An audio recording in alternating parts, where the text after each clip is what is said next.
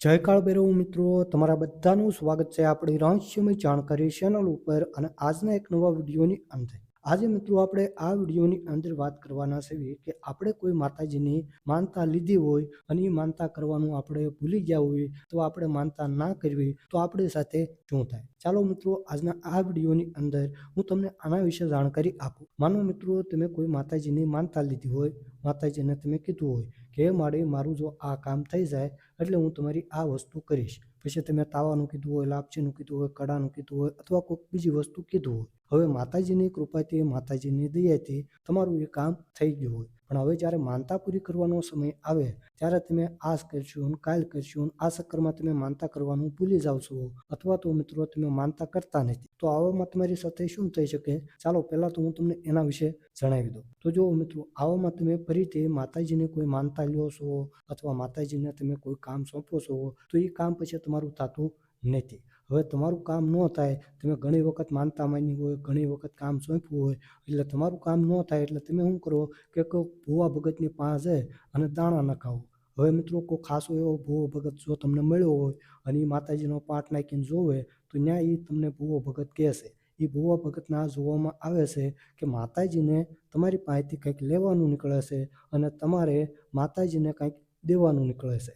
એ શું લેવા દેવાનું નીકળે છે? તો કે તમે જે ઓલી માનતા માની હતી અને એ માનતામાં જે વસ્તુ માતાજીને કરવાની કીધી હતી કે હું તાવો કરીશ, લાપસી કરીશ, કડા કરીશ, જે પણ વસ્તુ તમે કીધી હતી એ વસ્તુ તમારે માતાજીને દેવાની નીકળે છે અને માતાજીને એ વસ્તુ તમારી પાસેથી લેવાની નીકળે છે. જ્યાં સુધી તમે લેવા દેવાનું કાર્ય પૂરું નથી કરતા ત્યાં સુધી માતાજી તમારી કોઈ માનતા પૂરી નથી કરતા, ના તમારું કોઈ કામ કરે છે. હવે આનું નિવારણ કઈ રીતે કરવું, ચાલો પહેલાં તો હું તમને એના વિશે જણાવી દઉં. તો જો મિત્રો, તમે જે માતાજીની માનતા માની હતી એ માનતા તમારે કરવાની રહેશે. તમે જે માતાજીને જે વસ્તુ કીધી હતી કે હું તાવો કરીશ, કડા કરીશ, લાપસી કરીશ અથવા જે પણ વસ્તુ તમે કીધી હોય એ તમારે કરવાની રહેશે. પણ એ પહેલાં તમારે એક ફૂલનું શ્રીફળ માતાજીના નામનું વધેરવાનું રહેશે અને હાસા દિલથી બે હાથ જોડી અને માતાજી પાસે તમારે ભૂલ બદલ માફી પણ માગવાની રહેશે. ત્યાર પછી તમે જે વસ્તુની માનતા માની હોય, જે વસ્તુ તમે કીધી હોય કે હું આ કરીશ, એ વસ્તુ તમારે કરવાની રહેશે.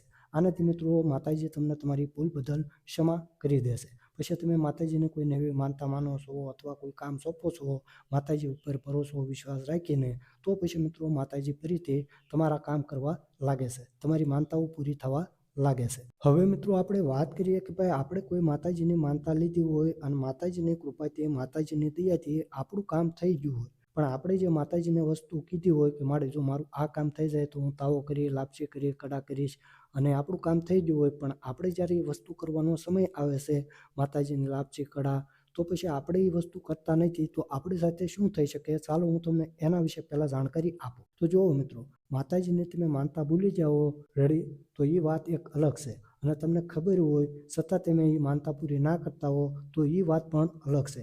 જાણે જોઈને તમે ના કરતા હો તો એક પ્રકારનો એ ગુનો છે. તમે માતાજીના એક પ્રકારના ગુનામાં આવી જાવ છો.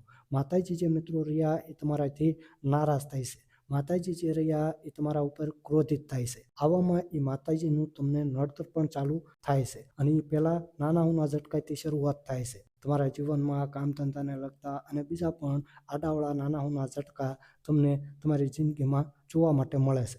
અને એવું નહીં કે ભાઈ એ નાના ઉના ઝટકા જ રહેશે.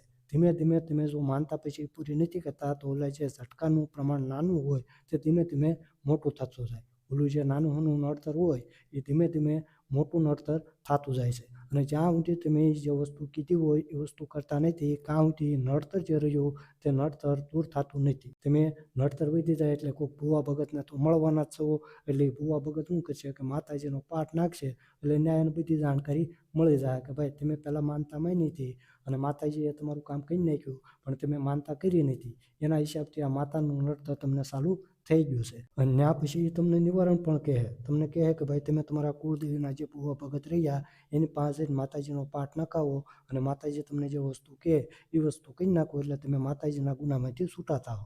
એટલે તમે શું કરશો કે તમારા જે કુળદેવીના ભૂવા ભગત રહ્યા એની પાસે તમે જાઓ, એને તમે બધી વાત કરશો એટલે તમારા કુળદેવીના ભૂવા ભગત માતાજીનો પાઠ નાખી માતાજીને પૂછશે અને ન્યા માતાજી તમને જે વસ્તુ કહે એ વસ્તુ તમે કરશો એટલે તમે માતાજીના ગુનામાંથી છૂટા થાઓ અને માતાજીનું જે નડતર રહ્યું, દુઃખ રહ્યું તે પછી દૂર થાય. તો આ હતી મિત્રો એ જાણકારી કે આપણે માતાજીને કોઈ માનતા ભૂલી ગયા હોઈએ અથવા આપણે માનતા માની હોય ને આપણને યાદ હોય ને આપણે માનતા ના કરતા હોય તો આપણી સાથે શું થઈ શકે. તો બસ મિત્રો આજના આ વિડીયોની અંદર આટલું જ તે આ હતી મિત્રો એ જાણકારી. જો વિડીયોથી લગતો તમારો કંઈ સવાલ હોય અથવા તમે કંઈક બીજો સવાલ પૂછવા માગતા હો તો કમેન્ટમાં તમે અમને સવાલ પૂછી શકો છો. તો જય કાળ ભૈરવ મિત્રો, જય ભોળાનાથ, હર મહાદેવ, હર.